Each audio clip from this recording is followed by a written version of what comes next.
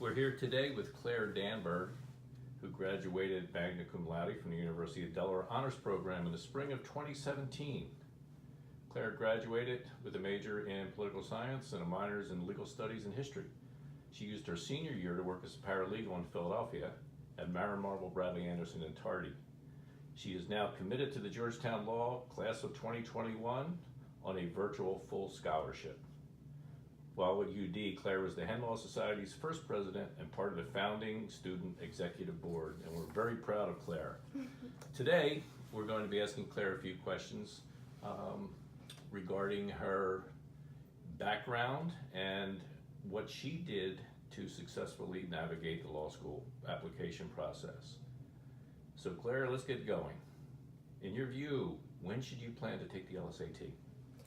Okay, so that question I really think depends on whether or not you're taking a gap year or not. The average age of students entering law school is about 24 to 27. So a lot of times people are afraid to take a gap year, but if you think that it's going to benefit you or you want to save up money or dip your feet in the legal market a little bit, you definitely have leeway to do that. And if you do, you have a little bit more leeway in when you're going to take the LSAT also, because you can have an extra year or two to study. But if you're planning on going straight through, which is what I would say most UD students do end up doing, the ideal time to take the LSAT is over summer break between junior and senior year. That way you have June, July, and August to study, and it prepares you to take the LSAT in September. In my view, is the ideal time to take the LSAT, because then if you don't score as high as you would like, you have the opportunity to retake it again in October or December. I wouldn't suggest taking it in February of your senior year, because some law schools won't accept that LSAT score because it's so late in the application cycle, and also when you're applying later in the application cycle, you risk that you might not get into schools that you would have, or you might not get as much scholarship money as you wanted, because they had already started filling up their class for the next year and they had already given away a lot of scholarship money. So I really think that applying late fall, beginning of winter, and taking the LSAT in September is the ideal situation. Now, the method by which you study for the LSAT is very personal, and you've had some wonderful success. What recommendations do you have for our students as to how they should prepare for the LSAT? Right, so there's really three avenues that you can go as far as studying for the LSAT. You can self-study, you can take a course, or you can hire a private tutor. So I'll talk about each one of those and the benefits and advantages of doing so. First off, I'll just mention that the highest correlation between people that do very well on the LSAT is with students that took a great deal of full-length practice tests. So they repeatedly took those tests that are exactly like the tests that you will see on test day, and that helped them score. And the reason that that helps you score so well is because you can practice different practice questions and different problem sets, but if you're not doing it in a timed setting and you're not sitting there for 4 or 5 hours at a time where you're going to be in the actual test and you might start to get brain dead, you're not getting a true indicator of how you're going to perform on that exam come test day. So people that self-study, they tend to take a lot of full-length practice tests. There are some free ones that you can find on the internet, but most people that self-study will end up going on Amazon and purchasing a book that has dozens of real full-length practice tests on it, and they will use that as their study tool, and then they'll go over different problem sets and different types of questions that they'll see, and they'll practice. That can be really effective, and I've seen people that have self-studied that have performed in the 99th percentile on the LSAT, but really you have to be an extremely disciplined person to self-study. You have to set a schedule for yourself and study 5-6 hours a day in order to do well. So a lot of people like to take a class, which is the second option, because it gives you a stricter schedule and it gives you more accountability. There are many different classes you can take. Probably the most popular with UD students is Kaplan and PowerScore. And there's different options for those classes. You can either do an online course, which gives you a lot of flexibility in your schedule, or you can do an in-person course. I personally took an in-person course because I was working full-time when I studied for the LSAT, so I needed that time blocked out in my schedule where I was going to be in class, because I knew otherwise I would be too tired or have other things that I needed to do and wouldn't put in as much time as I needed to. So I did the in-person course, but they don't always offer in-person courses in every city or where you live, so the online course is a great option. And then the final option that you could do is an LSAT personal tutor, which I wouldn't recommend for most students because it's extremely expensive. They pay by the hour, and I don't really think that it's affordable for your average student.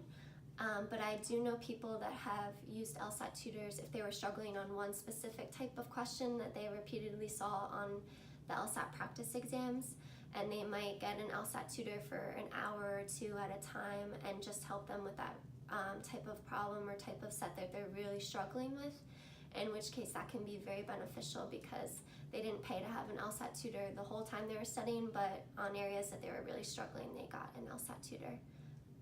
But yeah, I personally took an in-person course with PowerScore. Okay, great.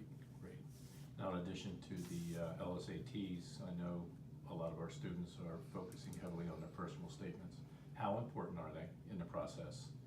And what advice do you have for the students as they prepare their own? Okay, so the ins and outs of personal statements, I would say first off, the admissions team does read your personal statements.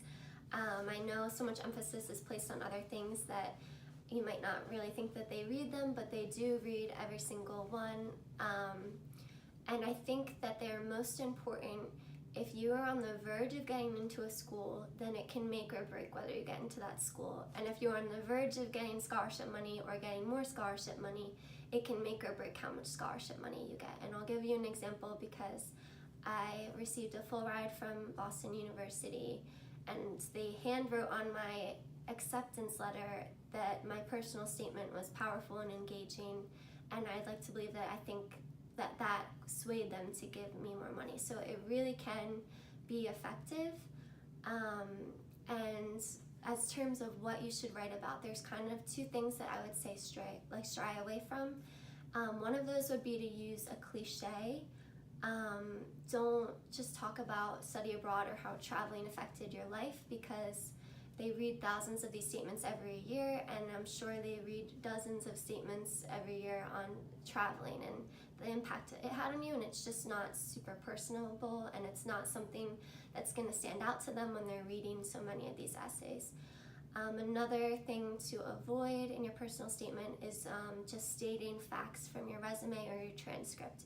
You don't just want to talk about how you interned for a congressman in 2016 and how prestigious it was and how qualified you are and smart you are because you did this great internship. The reason you don't want to just brag about your qualifications is that they're already going to read your resume and transcript, and they're already going to see those aspects. So the personal statement is really a chance for you to show an admissions officer why you would be a great candidate in other ways that cannot be expressed on paper, and it's really a chance that you should grab at. You can talk about overcoming adversity or your heritage or something that is unique to you that you can tell a great story about. And the final thing that I would say about personal statements is, while they are important, even a great personal statement can't make up for poor grade performance the past 4 years or for really poor performance on the LSAT. They are important, but those two factors are the most important in deciding what schools you're going to get into, so make sure that you're putting most of your time into those two things, studying for the LSAT and getting great grades in school. Now, Claire, you had mentioned in your discussion of the personal statement the fact that you have obtained scholarship money. I know law schools do not like to talk about negotiation of scholarship with them. They like to, I believe, talk about reopening and reevaluating your application. But could you talk a little bit about the quote negotiation process with scholarship money? You're right. This is probably what I get most questions about from potential law students is negotiating scholarship money, and the reasons that people have so many questions about it is because it's very unique to law school. I mean, most colleges, you don't negotiate money to go there, but it is a fact for law school, and I would say that students hold a moderate amount of power in negotiating scholarship money once they have been accepted to a school. The number one thing is that you need to be proactive. You need to be reaching out to admissions officers, emailing them, because if you don't ask for more money, they're not just going to give you more money. They have a set budget every year for how much scholarship money they can give away, and if you're looking at 3 students who have the same qualifications, they're much more likely to give that money that they have available to the student that's been reaching out, that's been expressing interest, that has been saying, I really love this school, I want to go here, but financial considerations play a pivotal role in my decision. And it's those students that are really going to get money that they may have available. I would say that the earlier that students email asking for money, the better. Again, they have a strict budget, and by April, May, when you're making your decision, they often have given away much of their merit scholarship budget already, so they don't have as much funds to work with. So the earlier that you're asking for money, the earlier that you're emailing them, the better. Another tip is that if you put in your deposit at a school, you can sometimes get more money after that deposit has already been placed, because students that received merit funding to go to that school that did not place a deposit and decide to go elsewhere, if they're not using that merit scholarship money at that school, that frees up a little bit more money every deposit deadline, so that frees up some more money that they may have available to work with you. I would say that the biggest factor to consider is just being really courteous in your emails. You don't want to be pushing or sounding like you're negotiating, because that can just come off really harsh and threatening.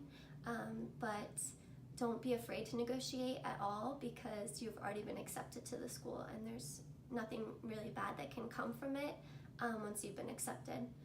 Another thing to keep in mind is that most schools don't ask that you maintain a certain GPA once you've received a scholarship, so that can be a weight off your shoulders, knowing that once you've received it, you don't have to be getting straight A's to maintain that scholarship.